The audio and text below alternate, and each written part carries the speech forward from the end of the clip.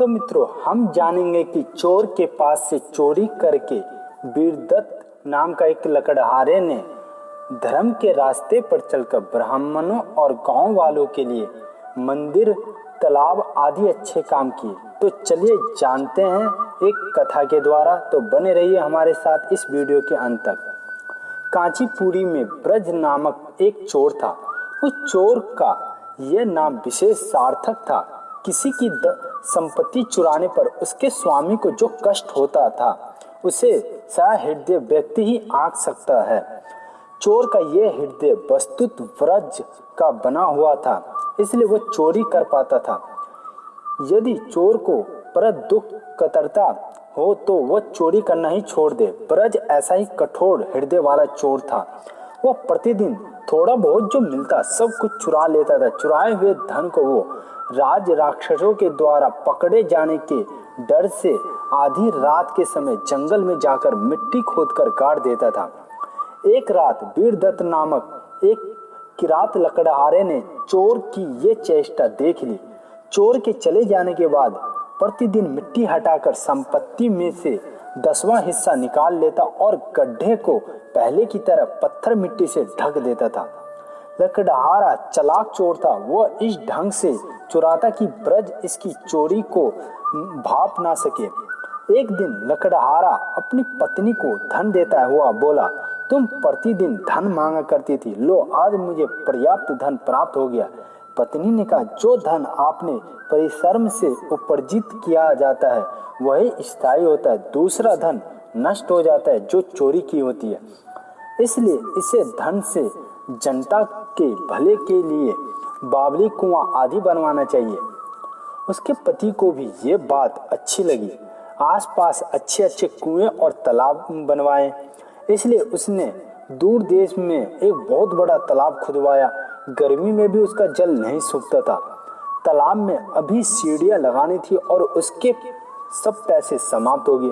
वो छिपकर फिर ब्रज का अनुसरण करने लगा। देखा करता था कि ब्रज कहाँ कहाँ धन गाड़ा करता है। इस प्रकार 10वां हिस्सा चुराकर उसने तालाब का काम पूरा कर दिया। इसके बाद उसने भगवान विष्णु और शंकर जी के भव्य मंदिर भी तैयार किए। जंगल कटवाकर खेत तैयार कराए और उन्हें ब्राह्मणों में वितरण कर दिया। एक बार उसने बहुत से ब्राह्मणों को बुलाकर वस्त्र भूषण नोशन उनकी अच्छी पूजा की तथा कुछ ब्राह्मणों के लिए घर की व्यवस्था भी कर दी। ब्राह्मणों ने प्रसन्न होकर उसका नाम द्विज वर्मा रख दिया। कालवश में जब उसकी मृत्यु हो गई तब उससे लेने के लिए एक और यम के दूत और दूसरी ओर भगवान शंकर और विष्णु के दूत आए।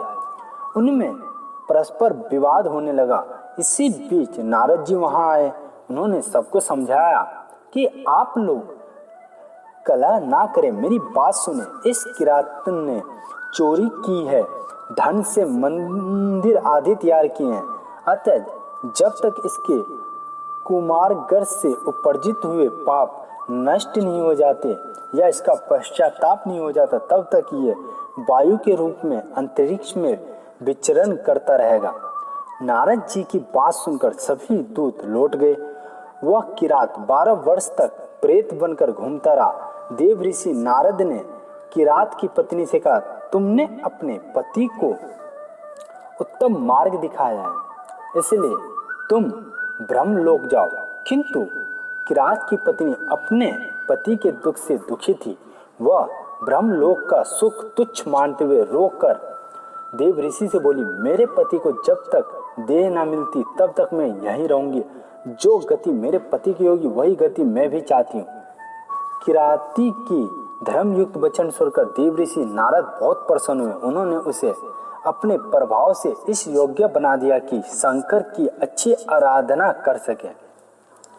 उन्होंने बताया कि तीर्थ में स्नान कर कंदमूल फल खाकर अपने पति की सदगति के लिए भगवान शंकर जी की पूजा और जप करे। केरातीन ने अपने पति के लिए शिव की आराधना लगन से की। इस कृत्य से उसके पति की चोरी का सारा पाप धुल गया। फिर अपने पुण्य के बल से दोनों पति पत्नी उत्तम लोक में गए।